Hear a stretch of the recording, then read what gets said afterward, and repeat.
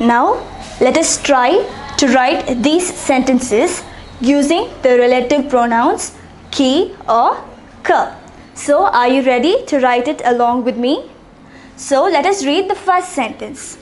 Shillong est une belle ville. Elle est située dans le nord de l'Inde.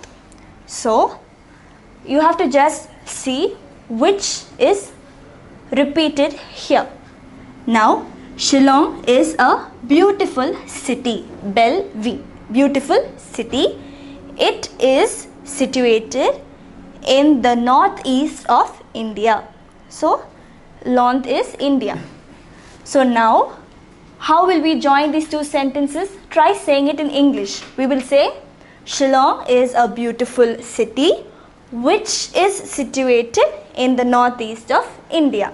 So here L denotes this Shillong. So we would replace L with ki or ka. Okay? Which. Now, do you remember what I told you? If it is followed by a verb, will you write ki or ka? Yes, it is ki. Why are we writing ki? Because it is followed by a verb. So we would write the first sentence as it is, which is situated. So read the sentence and see if it makes sense. Shillong is a beautiful city which is situated in the northeast of India. So our sentence is right. What did we do?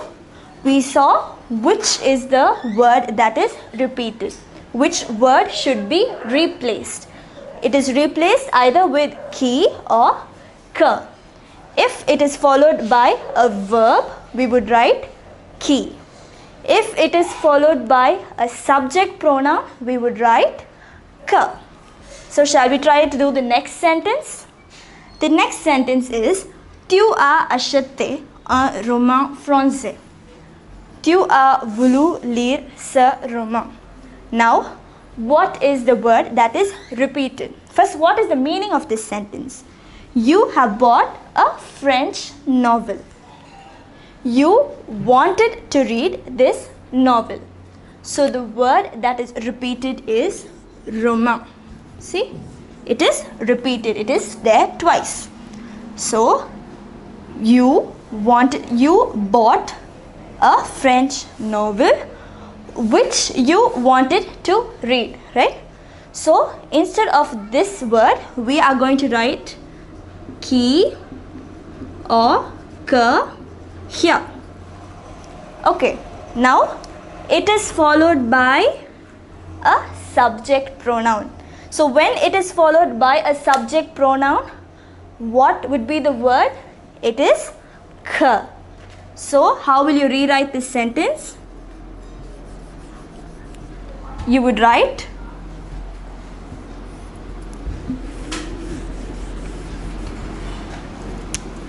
que tu as voulu lire.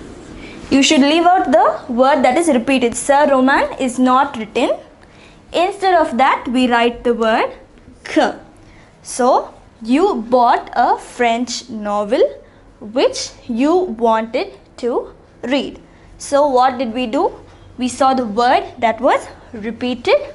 We replaced it with ki or ka. In this case, it is ka because it is followed by a subject pronoun. So are you ready to do the next sentence? I think you'll be more confident to do it now. So the third sentence is J'aime bien la France. I like very much France. I like France very much. Je voudrais visiter. I want to visit France un jour. One day. So what is the word that is repeated? It is France. So France is repeated. So I like France very much. I like very much France, which I would like to visit one day. So we are going to replace the word La France with qui or que. So now look at this sentence and tell me whether we would write qui or que here. How do we decide that? We look at the next word. Now, is this a subject pronoun or a verb? It is a subject pronoun. Therefore, we would write que. So, we would rewrite this sentence as que je voudrais visiter, and we shouldn't write this word again because we have replaced that with que, right? So visiter un jour.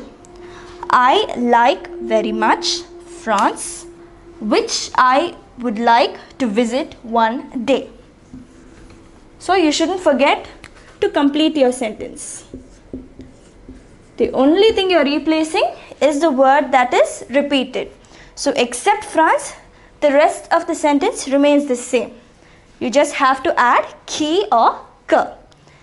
And finally, our last sentence. La Normandie est une région française. It is a French region, French place. Cette région est dans les côtes.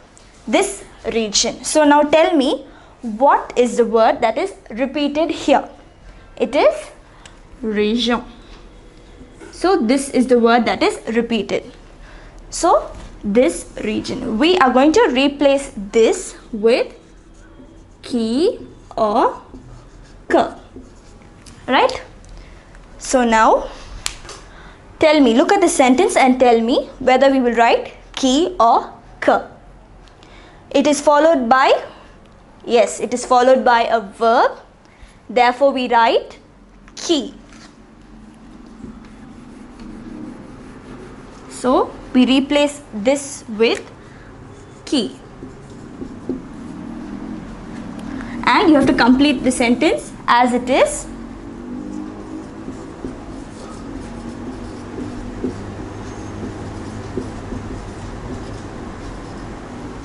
Qui est dans la côte.